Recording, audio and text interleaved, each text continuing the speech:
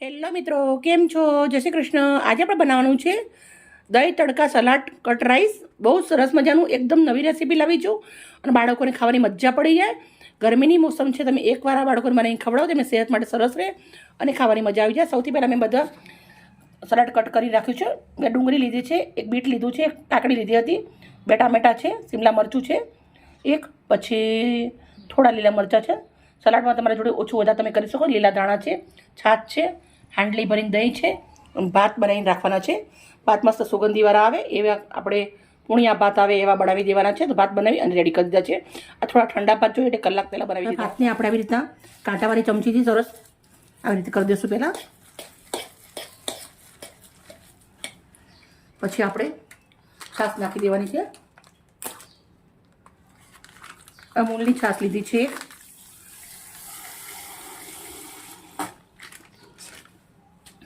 પછી આપણે દહીં નાખવાનું છે.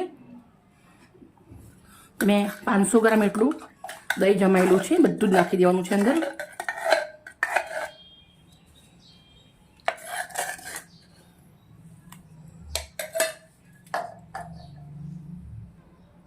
દહીં નાખ્યા પછી આપણે સરસ દહીં છાશ નાખ્યા પછી ભાતને સરસ મિક્સ કરી દેવાના છે.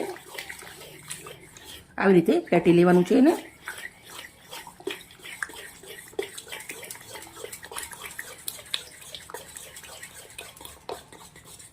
હવે આપણે જે સલાડ સમારેલા છે એ નાખી દઉં છું. ડુંગળી, બીટ, પછી કાકડી, ગાજર હોય તો બી નાખી શકો છો, ટામેટાં, લીલા મરચાં અને શિમલા મરચાં.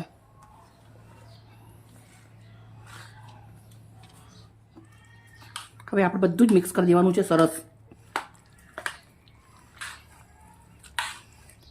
બાળકોનું સલાડ બી પેટમાં જાય અને એકદમ ઠંડક આપે દહીં હોય એટલે. આવી રીતે આપણે મિક્સ કરી દીધું છે.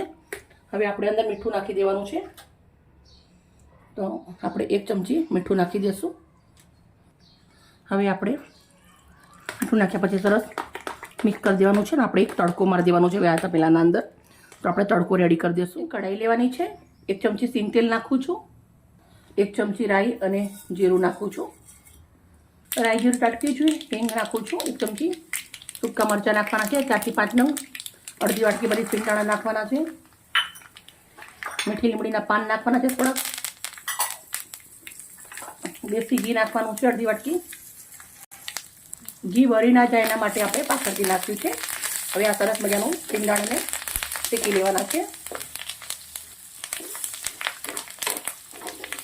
મિત્રો, તમે એકવાર બનાવીને ખાશો તમને ખરેખર કહું છું કે તમને મજા આવશે એમ.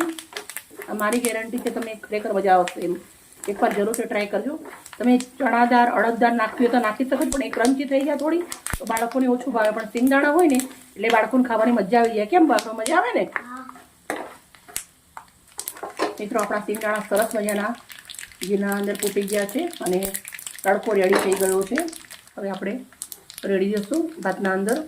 હવે આપણે આ ભાતના અંદર તડકો રેડી દઉં છું.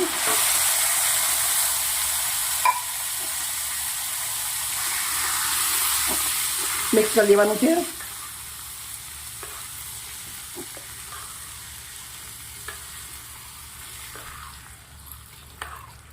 એકદમ નવું છે ને ટેસ્ટી છે અને હેલ્ધી છે. સાથે આપણે લીલા દાણા નાખી દઉં છું થોડા. તારા બાળકો ના ખાતા હોય તો થોડા ઓછા નાખવાના. હવે મિક્સ કરી દઈશું અને આપણે સરસ મજાનું સર્વ કરશું. આને બનાવી તો તપેલો આપણે એક આવી રીતના બાઉલ લીધું છે, એના અંદર હું સર્વ કરું છું.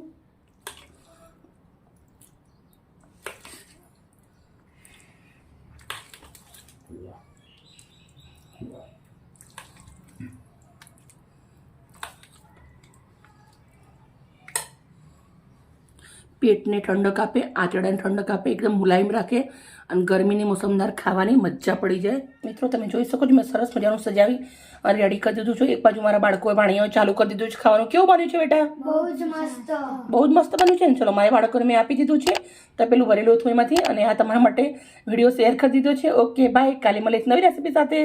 જય શ્રી કૃષ્ણ.